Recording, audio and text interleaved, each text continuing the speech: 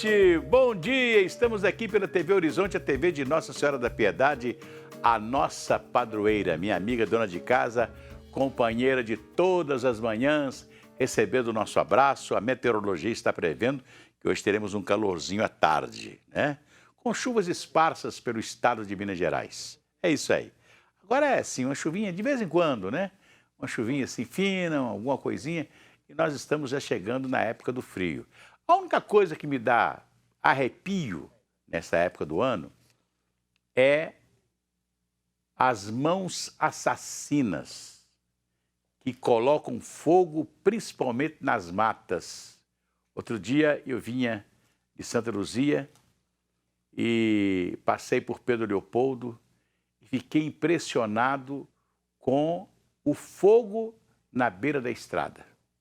A mesma pessoa que põe fogo aqui, põe fogo ali na frente, vai pôr fogo na... Quer dizer, é fácil até de achar esses assassinos, essas mãos assassinas que colocam fogo na mata.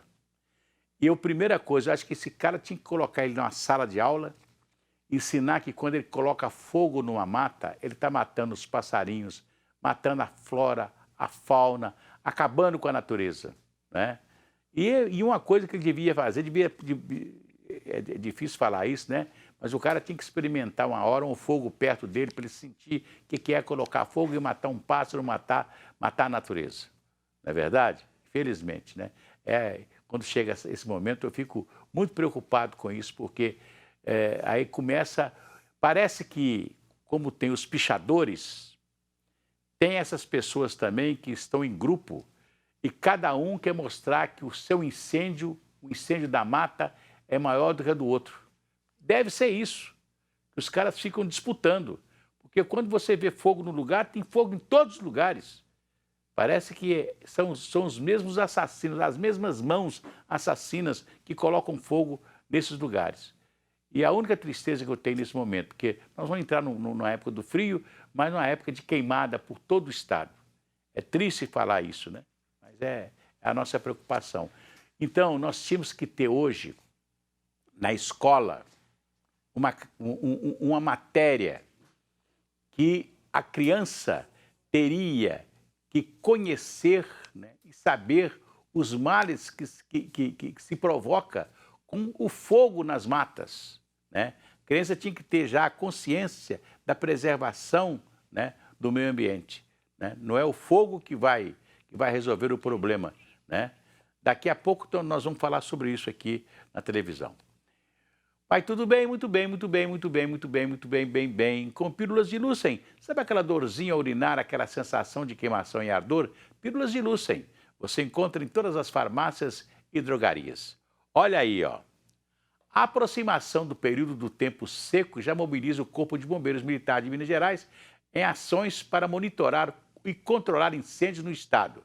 Nos últimos anos, o número de casos aumentou bastante, mais de 40% segundo a corporação. A situação levou os bombeiros a elaborar um plano de enfrentamento ao período de estiagem. Aliás, não só o Corpo de Bombeiros, tinha que ser a polícia de uma maneira geral. Polícia Civil, Polícia Militar, as polícias todas deviam estar agora, nesse momento, né, fazendo um trabalho conjunto para a gente enfrentar essa estiagem. Quem conta essa história é o Vinícius Andrade. Vinícius. Para que cenas como essa sejam menos frequentes este ano, o Corpo de Bombeiros já iniciou o planejamento de prevenção de queimadas em Minas Gerais. Nesse ano a gente traz algumas inovações que elas estão principalmente relacionadas ao aprimoramento do nosso sistema de inteligência. Então, utilizando ferramentas relacionadas ao geoprocessamento, ao mapeamento de quais pontos queimam mais no estado, a gente já consegue fazer algumas ações preventivas e também parceria com a Associação de Moradores nesses locais, a Associação de Produtores Rurais. Nesse ano a gente já fez esse levantamento antecipado, já fizemos inclusive o treinamento de brigadas, já fizemos algumas operações preventivas como a Operação Alerta Verde. De acordo com os bombeiros, 2021 teve o maior registro de incêndios florestais nos últimos 7 anos. De janeiro a dezembro, houve um aumento de 17% em relação ao ano anterior e de mais de 30% se comparado a 2019. A situação é ainda pior considerando os incêndios na região metropolitana de Belo Horizonte. Entre janeiro e agosto de 2021, foram registradas 3.158 ocorrências do tipo na Grande BH, um aumento de 75% em relação ao mesmo período do ano anterior. No ano passado a gente teve uma combinação em que a gente atingiu índices de umidade relativa do ar muito baixos, combinado com temperaturas médias bastante elevadas. Então a vegetação estava muito seca, a gente teve uma quantidade de precipitação de chuva muito baixa, então a vegetação estava muito propícia numa situação que ela era muito fácil da gente ter uma propagação muito rápida dos incêndios florestais. Apesar das condições climáticas interferirem na incidência dos casos, a ação humana continua sendo o principal problema. Mais de 99% dos incêndios florestais eles são provocados pela ação humana, tanto pela ação negligente, que utiliza o fogo de maneira equivocada para fazer uma eliminação de lixo, uma limpeza de espaço, que são práticas proibidas, quanto a utilização criminosa do fogo, que é aquela pessoa ali que por um motivo de vandalismo ateia fogo. Nas duas situações, a colaboração da população é fundamental. Se a pessoa visualizar qualquer tipo de movimentação nesse sentido, ela deve denunciar pelo 181, que é o desdenúncio, ou então pelo 190, que é o telefone da Polícia Militar, para que essa pessoa responsável ela possa ser presa e responda por esse crime que ela está cometendo. Alguns locais costumam ser mais afetados e merecem uma atenção especial. Como exemplo, a gente pode dar aqui no Parque Estadual do Serra Verde, na Serra do Rola Moça, também nas regiões ali próximas, região do Vila da Serra, Alphaville, Buritis, que são regiões que têm uma área verde muito grande. Anualmente a gente acaba enfrentando problemas maiores nesse tipo de setor. Pois é, e eu acrescento que deveriam ser chamados também a Polícia Civil, a Polícia Militar e as polícias municipais hoje, que nós temos as guardas municipais em quase todas as cidades de Minas Gerais. Então essas polícias todas deviam estar unidas para combater esses incendiários que nós temos aqui. Porque, na realidade, eles falam que um caco de vidro com o sol muito quente pode provocar um incêndio, que uma bagana de cigarro pode provocar um incêndio. Eu até desafio, pega uma bagana de cigarro e joga num capim seco para você ver se pega esse incêndio, se pega esse fogo, como se propaga. Não é assim não, verdadeiramente são pessoas que vão lá e colocam fogo, usam álcool, usam querosene para colocar fogo na mata, para fazer o primeiro fogo. Então, é triste. Então, eu acho que todos tinham que estar agora. O governo do Estado que gasta um pouco de dinheiro com mídia, devia guardar um pouquinho desse dinheiro para fazer uma campanha alertando as polícias civil, militar e as guardas municipais para ajudarem o Corpo de Bombeiro nesse momento e publicar o telefone, E outra coisa, publicar o telefone, e hoje eu sei que praticamente a gente quase não tem telefone inexiste hoje os chamados telefones de orelhões, os fixos, Mas é muito importante que as pessoas saibam identificar, inclusive aqueles que vão brincar. Que tem muita gente que pega o telefone para brincar, para falar, tem incêndio aqui, tem fulano aqui, tá não sei o quê, não é verdade? Porque tem gente que gosta de brincar, e essas pessoas sejam punidas também. Olha, nada nesse país vai para frente se não houver punição. Se não houver punição. Eu sei que nós temos hoje, e eu falei disso aqui ontem, nós temos aí exemplos horríveis, que vêm lá do Supremo Tribunal Federal, que vêm da Justiça, Eu acho que perdoar é para Deus. Deus perdoa, Mas eu acho que as pessoas que têm, que cometeram deslizes, que roubaram do país, elas têm que... Não pode ter esse perdão como eles estão perdoando aí, não. Não é verdade? Infelizmente.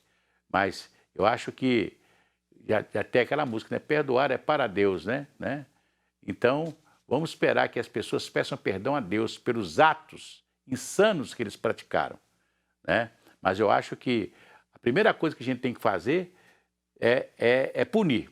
Aliás, tem uma cidade aqui na região metropolitana, não vou falar o nome dela, para preservar essa cidade, porque lá não tem pichação na rua, não tem pichação em muro, não tem pichação em lugar nenhum, porque o cara que fez a primeira pichação na cidade, sabe o que eles fizeram? Levaram ele na justiça, a juíza mandou ele lá desmanchar e levou a população toda, xingando ele, né? Ele lá desmanchando o que ele fez e a população toda xingando ele, tá? E aí nunca mais teve pichação nessa cidade, por causa desta ação que foi feita com a polícia e com a justiça. É isso que nós deveríamos fazer, tá legal? Pois é, nós estamos falando aqui dos incendiários, vou falar também daqueles que estão roubando fio. Roubaram os fios do Detran. Olha aqui, Detran, o Detran é polícia Civil. Né? Os caras não estão nem respeitando a Polícia Civil. Eles estão lá, arrancaram os fios lá no Detran. E deu problema, inclusive, para o pessoal que estava marcado para exame para motorista. E teve problema, porque eles não puderam fazer, porque estava no escuro. Né? E agora temos, sabe por quem? Pelo Palácio da Liberdade, que está abandonado. O Palácio da Liberdade, gente, está abandonado. Você passa lá à noite, não tem iluminação, não tem nada. O palácio está lá abandonado. Né? Que o Palácio da Liberdade é o símbolo do governo mineiro. Né? Parece que o governador Romeu Zema, que não tem muita identificação com a cidade, porque ele é lá de Jaraxá, ele nunca morou aqui. Né? Outro dia que ele foi conhecer o Mercado Central, então ele não tem intimidade com a cidade. Eu acho que é um crime que se faz com o Palácio da Liberdade. O Palácio da Liberdade tinha que ser aberto pelo governador. O governador tinha que receber sempre alguém no Palácio da Liberdade para ele estar em atividade. Né? Ele não é só um museu, uma peça de museu guardada lá, não. O Palácio da Liberdade, eu temo hoje pelo Palácio da Liberdade, os caras entrar lá e tirar o fio todo do Palácio da Liberdade, porque acho que não tem nem policial lá para tomar conta do palácio. Infelizmente, eu já temo pelo Palácio da Liberdade. Vamos cantar? Se a criança acordou, dorme, dorme, menina, tudo calmo ficou, mamãe tem. Auricedina é um analgésico e antisséptico de uso local para adultos e crianças. Todo mundo sabe, dor de ouvido tem nome, Auricedina. Se persistir os sintomas, o médico deverá ser assinado. E eu estou falando sobre isso aqui, o governador de Minas Gerais, o Romeu Zema, assinou o decreto lançamento da Rota Turística e Cultural Via Liberdade.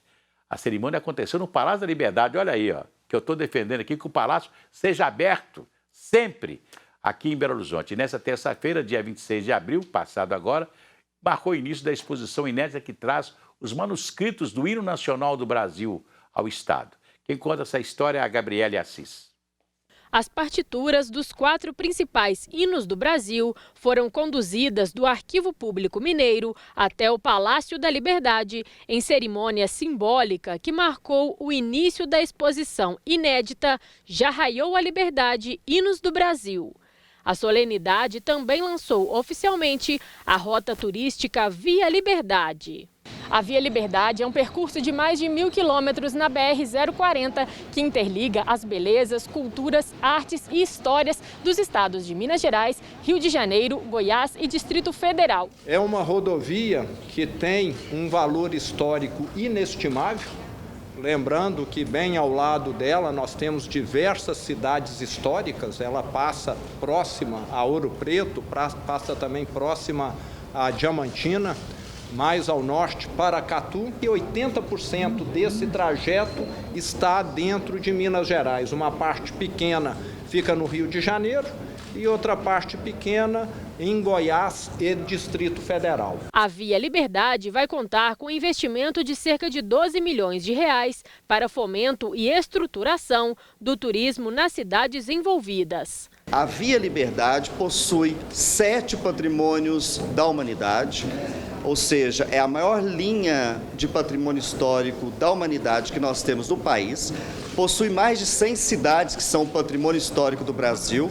O trajeto inteiro possui cerca de 70% do patrimônio histórico do Brasil. Além do turismo cultural, do turismo de gastronomia desses 4 estados, nós temos também outra vertente importantíssima no turismo de natureza. Segundo o secretário, a marcação da via será feita de forma digital. Nós estamos evitando colocar mais sinalização. O turismo mundial vem passando por essa transformação de evitar sinalização nos locais, visto que o GPS hoje é possível você chegar a todos os lugares, por uma questão de sustentabilidade, mas na plataforma Google e também no site da Secretaria de Estado, todos podem acessar e tem um mapeamento completo da via, feito pelos 4 estados. Nós temos um acordo de cooperação com o Rio de Janeiro, com o Distrito Federal, com Brasília, Goiás, obviamente Distrito Federal, e todo o mapeamento das cachoeiras, dos atrativos, das cidades, do cicloturismo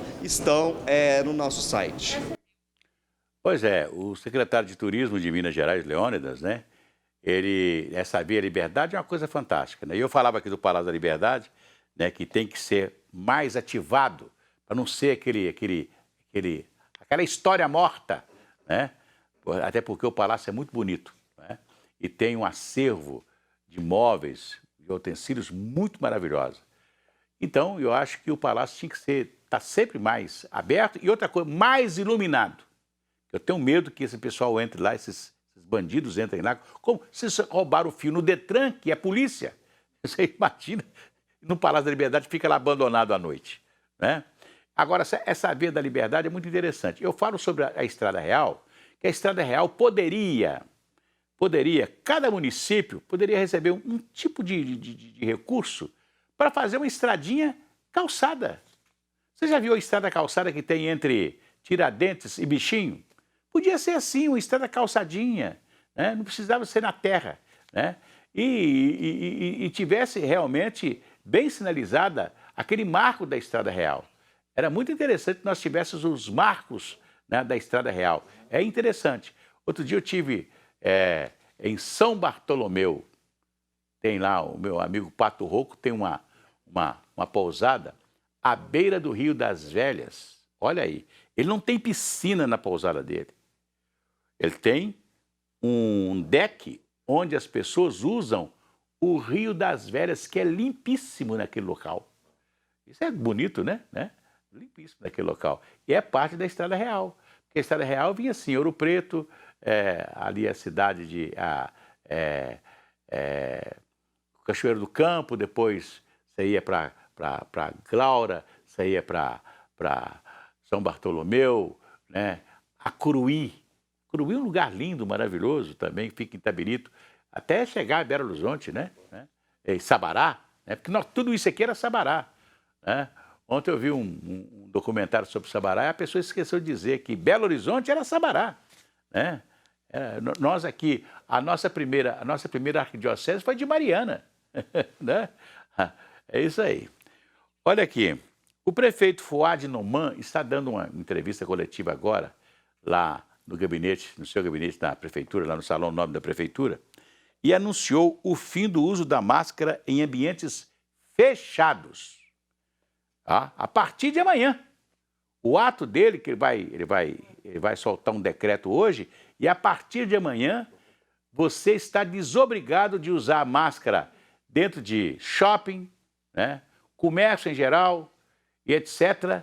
A máscara você é desobrigado de usá-la em ambiente aberto, agora no ambiente fechado, com restrição apenas para o ônibus, que continua a obrigatoriedade de você usar máscara no ônibus, né? Na escola, né, as crianças continuarem usando, e os hospitais também, né? Então, e outra coisa muito interessante, que eu acharia que ele deveria colocar isso no decreto dele, que a obrigação de se usar máscara no self-service, para você ir ao self-service, colocar comida no seu prato, para depois pesar, você tinha que estar de máscara. Porque eu acho que é uma proteção muito interessante para o self-service.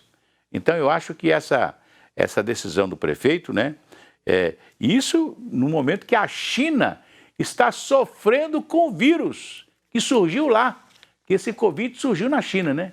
E a China, que tem 1.400.000.000 de pessoas, está agora sofrendo mais do que nunca com o problema do Covid, né? Em algumas cidades, né? Estão sofrendo com o Covid lá na China. Isso é triste demais, né? Então, vamos esperar que no Brasil, né, a pandemia está indo embora a cada dia. Nós já tivemos carnaval no Rio de Janeiro, carnaval em São Paulo, e graças a Deus não tivemos nenhum problema de aumento, né, dos casos de Covid e de mortes, etc.